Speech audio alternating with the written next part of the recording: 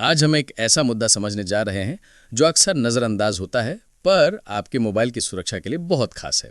उसका नाम है डीएनएस और हम जानेंगे कि डीएनएस हाईजैक और डीएनएस स्पूफिंग क्या होते हैं, मोबाइल पर ये कैसे काम करते हैं और सबसे ज़रूरी बात, आप खुद को इनसे कैसे बचा सकते हैं। ये वीडियो केवल एजुकेशन और इन्फॉर्मेशन पर्पस के लिए है और ये चैनल किसी भी तरह की इलीगल एक्टिविटीज को बढ़ावा नहीं देता है। इसे आप अपनी नॉलेज तक ही सीमित रखिए। सबसे पहले डीएनएस को सरल भाषा में समझते हैं। डीएनएस को आप इंटरनेट का फ़ोन बुक समझिए। जब आप अपने फ़ोन में किसी वेबसाइट का नाम टाइप करते हैं, जैसे example.com, तो आपका फ़ोन पहले किसी डीएनएस सर्वर से पूछता है इस डोमेन का आईपी कौन सा है, और डीएनएस जवाब देता है और फिर आपका फ़ोन उस आईपी से कनेक्ट कर लेता है। ये पूरा प्रोसेस बहुत तेज़ होता है, इसलिए हमें लगता है कि सब सीधा सीधा हो रहा है, पर असल में डीएनएस के बिना वेब काम नहीं करता। अब बात करते हैं कि अटैकर कहाँ दखल देते हैं। दो तरीके हैं, पहला डीएनएस स्पूफिंग और दूसरा डीएनएस हाईजैकिंग। सबसे पहले समझते हैं डीएनएस स्पूफिंग को, जिसे कैश पॉइजनिंग भी कहा जाता है। इसमें होता यह है कि अटैकर रिजॉल्वर कैश में गलत एंट्री डाल देता है, जिसका मतलब यह है कि जब भी कोई उस डोमेन को पूछेगा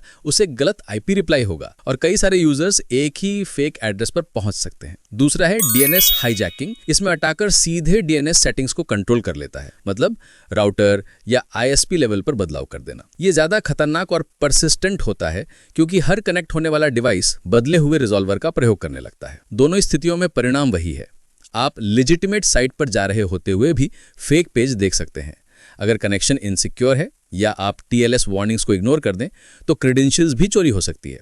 अब बात करते हैं खास तौर पर मोबाइल के बारे में, क्योंकि मोबाइल पर रिस्क अक्सर ज्यादा होता है। हम अक्सर मोबाइल पर पब्लिक वाईफाई यूज करते हैं, कई ऐप्स को परमिशन दे देते हैं और कुछ वीपीएन या डीएनएस ऐप्स इंस्टॉल कर लेते हैं जिन पर भरोसा नहीं होता। इन वजहों से मोबाइल ज्यादा क्वेट्स बार बन जाता है। आइए कुछ कॉमन सिनेरियोज देखते हैं जिन्हें आप ध्यान में रखें। Scenario number 1, public wifi. आप कोई कैफे या पब्लिक स्पॉट पर फ्री वाईफाई से जुड़ते हैं। एक अटैकर ने वहीं जैसा का वैसा एसएसआईडी बना रखा है ताकि यूजर्स गलती से उससे जुड़ें। अगर आपका फोन उस नेटवर्क के रिजॉल्वर पर डीएनएस भेज रहा है तो अटैकर डीएनएस रिस्पॉन्स बदलकर आपको फिशिंग साइट पर रीडायरेक्ट कर सकता है। Scenario number 2, compromised router, ISP DNS hijack. घर के राउटर में डिफॉल्ट पासवर्ड, आउटडेटेड फर्मवेयर या खुला रिमोट एडमिन होने की वजह से अटैकर राउटर कंट्रोल कर सकता है। फिर आपके घर के सारे डिवाइसेस गलत डीएनएस का उपयोग करने लगते हैं और अटैकर परसिस्टेंट तरीके से टारगेटेड फेक पेजेस दिखा सकता है। सिनेरियो नंबर 3, मलिशियस या मिसकॉन्फ़िगर्ड apps.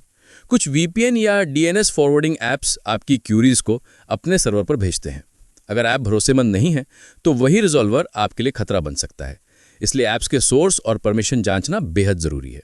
Scenario number 4, carrier level threats, SS7 और सिग्नलिंग वल्नरेबिलिटीज जैसे एडवांस पहलू भी हैं। ये सीधे डीएनएस नहीं पर फोन कम्युनिकेशन और नंबर आधारित सर्विसेज को प्रभावित कर सकते हैं। अब देखते हैं कि किसी डीएनएस बेस्ड समस्या यानी डिटेक्शन। पहला संकेत, ब्राउजर में यूआरएल अलग दिखना या पैडलॉक गायब होना। दूसरा, टीएलएस या सर्टिफिकेट वार्निंग्स आना, इन्हें कभी भी इग्नोर मत करें।